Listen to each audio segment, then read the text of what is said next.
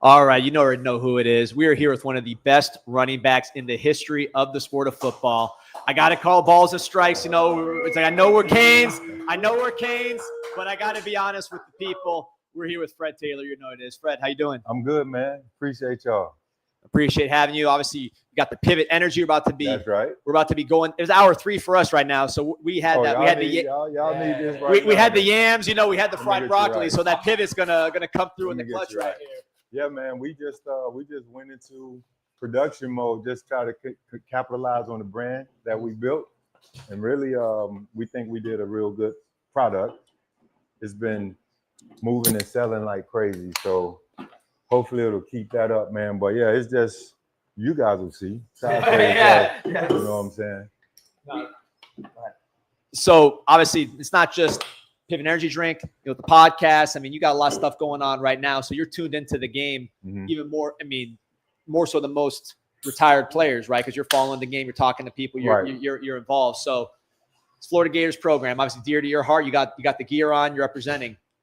Never played in this rivalry, right? This was not something you played in. Man, bro, I got so many amazing homeboys and friends that went to UM. I mean, everybody from EJ Frank, obviously, Sean T, rest in peace, was like little brother. B-Mac, Brian McKinney, who probably gonna pull up here in a minute. I mean, a long list of guys. Tanner Man, Reggie Wayne, we neighbors. It's just so many. And actually, I was recruited by UM coming out of high school. But I think, you know, the most part that I always wanted that didn't happen was to play in this rivalry. So when it does happen every, I don't know, 8, 10 years, however long it is, it's like, that's what, being a Floridian, that's what you want. Yep. So win, lose, or draw, and obviously I'm rooting for my guys, right? Because that's where I went. But at the end of the day, I'm a Florida boy. I hope that whoever wins can continue to go forward and represent the state of Florida. Because we still got the best football in the whole entire country. We can agree. That's what I love. We can agree. We can agree on that. that. We can agree on that.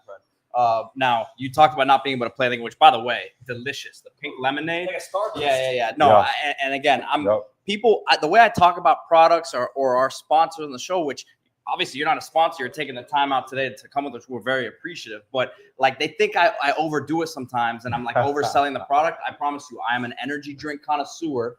I drink probably too many of them. And now I'm going to drink probably more of them once I get my hands on. I appreciate that. But that's why we created though real quick, because of the transparency. Everything that we say in here is actually in here. You know, just some weeks ago with some other companies I won't name the name of, they had beer, you know, seltzer in their actual product. But what we say is in here is actually in here. And that you know, just like our show, we transparent and authentic. That's why we built this. So that's part of it. Now, look, you didn't get to play in this rivalry, but you played so many of these guys. You talked about you've got a lot of buddies still to this day that played at Miami. I mean, what are those debates like amongst you guys? Because everyone has their eras, obviously, and everyone's had their run. But, I mean, man, the talent that has come out of both programs, you know, was amazing. So talk to us about kind of those battles in the pros with the Canes. I mean, it all depends on, you know, who you're talking to when it's time to have those debates. Yeah. Because at the end of the day, you know what I'm saying? What's up, boss? What's up? What's going on, Tank? How you doing? What's up with it? Great for the future. So for sure. Here, D, I'll let you. What's up, big dog? So right here we got man? Anthony Tank Jones, 5-star player. Got a legend right here in Fred Taylor. So we got the future and the present legends right here in the building. So man, appreciate you guys supporting the Lickin'. You know, well, Fred, listen, there's a 5-star player, right? He's dealing with things that you didn't have to worry. I mean, I know you probably wish you would worry about, which is NIL, right? You probably wish you had those problems. But someone in his position that is recruited by everybody, which you were as well, but with the NIL factor, the social media factor, all those other things, you know, what advice would you give, you know, a young man like this or anyone listening that is in that position? I mean, enjoy the moment. You know, embrace the moment. You work hard for it, you earn it. But in order to keep it, you got to continue that hard work. Because, you know, just like the NFL, colleges now are, you know, what have you done for me lately? And it's colleges are really just a semi-pro for the most part. if you don't want to call it a pro sport, you call it semi-pro. I don't know where the right? semi is. So for that they're going to make you have to continue to have that output so you can continue to get paid accordingly. And the better you are, you know, the more you'll get paid. So I would just simply tell them, keep the main thing, man. Understand how you got here. And we just had Steve Harvey on the show. He talked about success. Yes, it's hard to get there, but it's twice as hard to stay there. So like any of those young guys, man, once you do get there, don't ever have that sense of entitlement or I made it. When I look at my career, I tell guys, I never realized that I made it till after I got done. When I got done, I said, okay, damn, you did good. Throughout the process, it's just a process. I'm trying to get somewhere. So really just remember that, man. Stay focused, keep the main thing, keep working, and understand that it's always more. You can always be better. Now, we had a conversation off air, kind of similar theme, right? But on the other side with you as a parent, right, of a young athlete, you know, there's not that many people where you could say the son, you know, made it and made his own name, where your son was, you know, one of the top running backs in the SEC, did all that, right? So you going through that experience where you can't put on the pads and run for him or block for him or help him out in that way, throw him the ball, whatever it is. I mean, I know me going through it, and I was never on any kind of near your level. Like, I'm stressing out more than anything I'm doing in my life. I don't know how someone like you who actually did this stuff feels watching these moments. Yeah, I mean, it was great to watch him, you know, especially at my alma mater. We shared the same numbers, to be able to see him with 21 with my name on the back, or, you know, our last name on the back. That was great. I think it was two things that I didn't love. Was one, the NCAA has things wrapped up so tight where I really couldn't enjoy the moment. Like, I couldn't enjoy being a fan or being a parent fan, because I couldn't go in a suite, for example. They got Gator boosters or people who were fans of me during my playing days. If I went into a suite, they said it was a benefit for my son. So you need the benefits to. I couldn't do that. You know what I'm saying? And once you get to a certain, you know, point in your life, you know, you want to continue to network, build bridges, and create. So, you know, those opportunities were being limited because of an NCAA rule as a parent. And then as a former player of that university, I can't be near, you know, the other players or the recruits, because that was also a violation. So that part kind of sucked. And then, you know, really I would always go in the middle of the stands. I wanted to experience the game from the fan perspective. But a lot of times I couldn't just focus on the game because I'm being pulled left and right for selfies, photos, and autographs. But I got through it.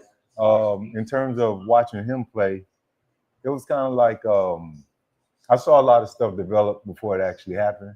So I kind of knew, but I also, you know, I understand the game. Like, the average fan gonna sit there and say, you should have done this or you should have done that. But it happens so fast. And that split second, you try to hesitate and figure that out, the shit done already happened. So I'm like, I can't go and tell him, yo, you got to do this, you got to do that. Let's figure out how can you pass protect better? You know, did you do your assignment right here? Just the things like a coach would coach me as a player, I would go and take it to him, but try not to put too much pressure on him to have him kind of play outside of himself and then create problems that doesn't exist. You don't ever want to do that to a player. I got a comment here from Dylan O'Donnell. He says, shout out to the Pivot. So got some fans of the Pivot on the comment section here. Fred, looking at this game today, I mean, obviously been a 1-2 start here for the Gators. We've talked you know, at length about the talent on the team.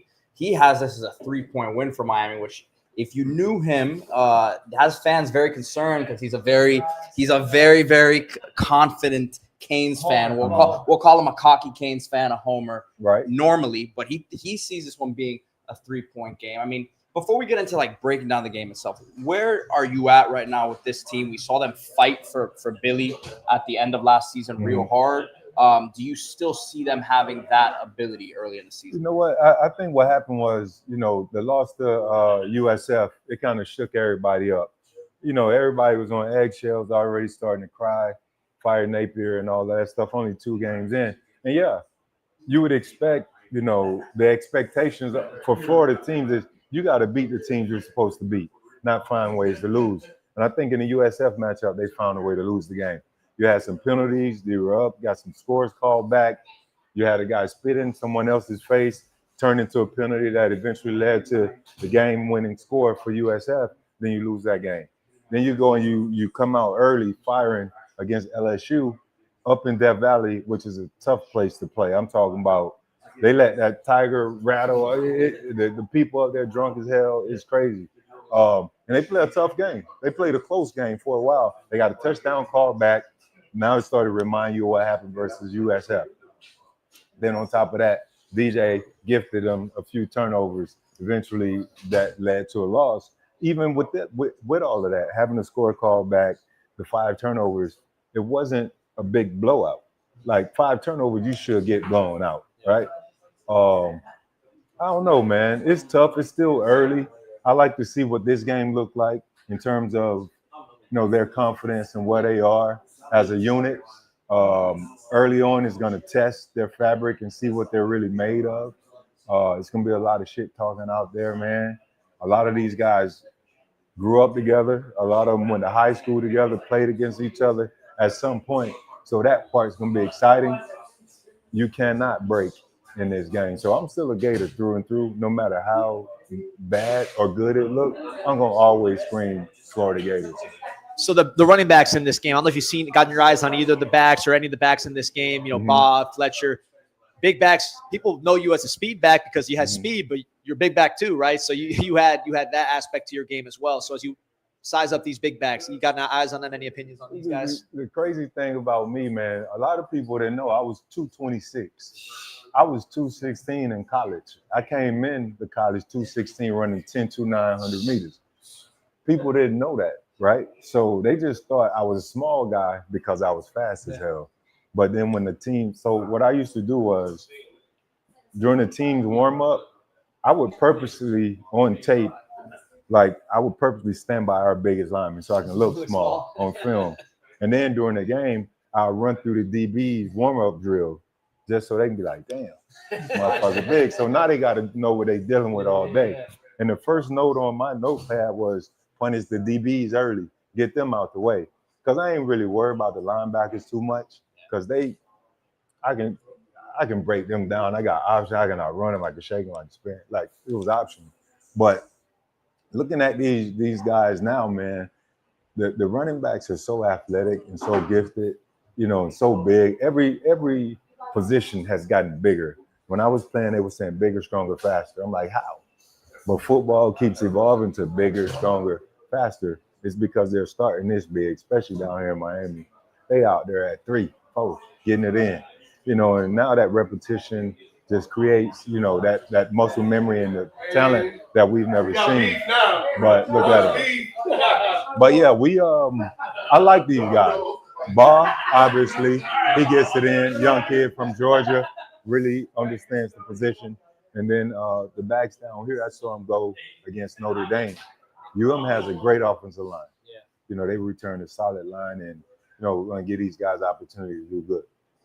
And the running backs in general, I mean, people were saying you don't got to pay these guys, trying to kind of mess with their money a little bit on some of their extensions.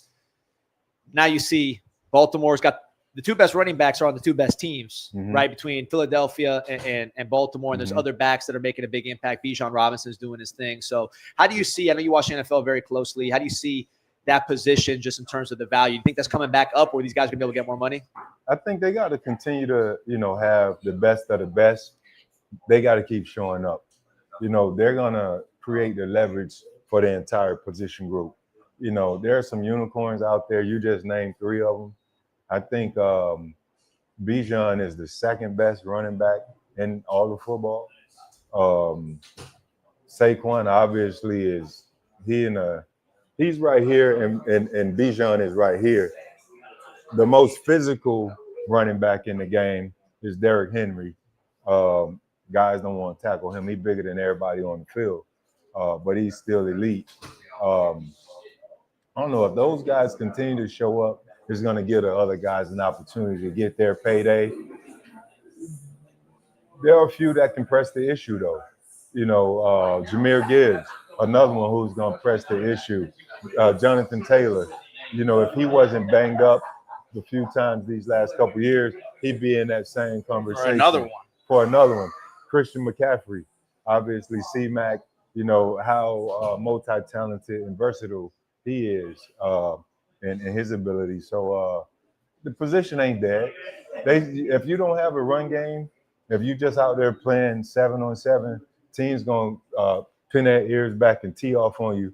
And as talented as those D linemen are and D ends, they're going to pass rush and go get the quarterback. So you got to create some balance. So you still need the run game. Fred, looking at this game today and looking at DJ Lagway, his start to the season, you know, although we are Canes fans, we both here are fans of DJ Lagway in terms of seems like a great kid. Mm-hmm. And you know, in terms of the talent, I don't think it's deniable. He has the arm that you're looking for. But quite frankly, it has not been a clean start to the season for him. Is it all on him? I don't believe it is. But your thoughts on his start to the year and how can they get things back on track for him? You know, like take a position like the running back position, right? I can miss majority of training camp and come back and kind of hurry up and mesh with the offensive lineman and get back to it. My stuff is instincts, reaction, then go get it.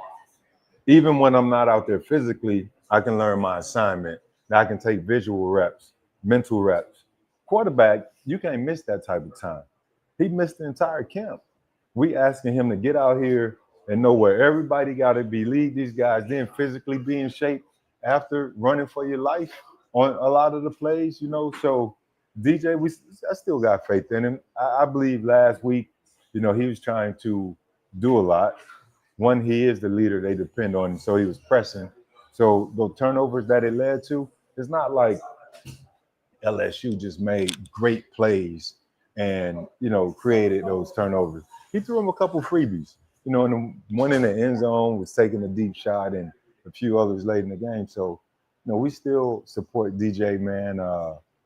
He's the best, you know, quarterback we have on the roster. So we definitely depend on him. We'll see what happens tonight. I think he's going to hop out there and try to change and show people what he's really made of.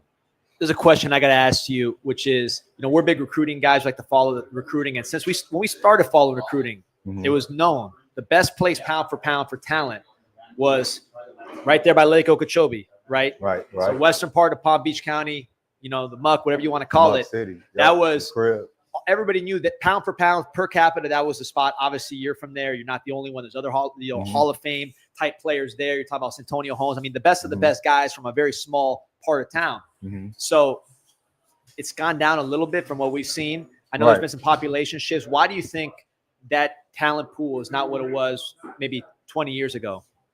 The crazy thing is a lot of the talent just moved to the coast.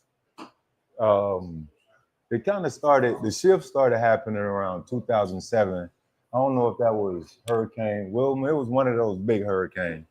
And just before that, the Palm Beach County, they closed the Belgrade Police Department down, and Palm Beach County took over, the sheriff. And from there, the crime rate just went up. It went crazy.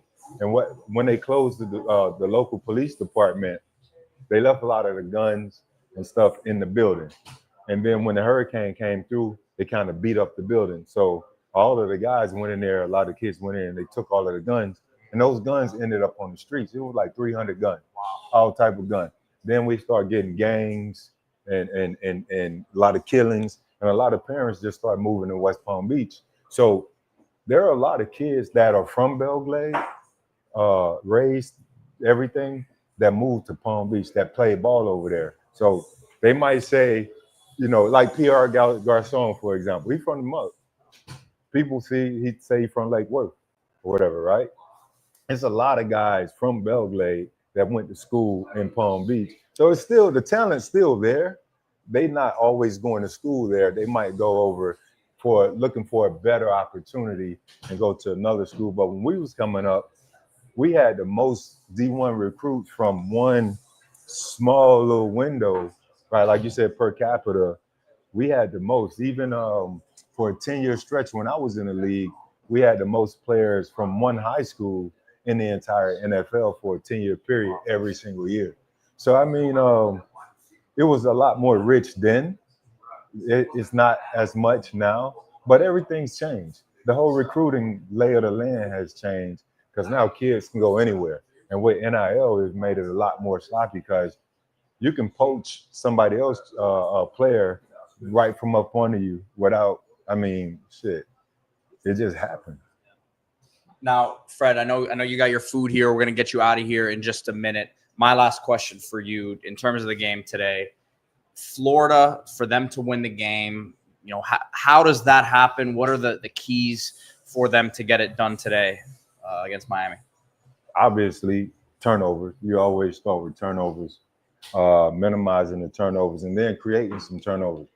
It's going to be tough because I think a lot of people probably don't know it, but the strong point from my eyes is that offensive line they return. I was at the the Notre Dame game.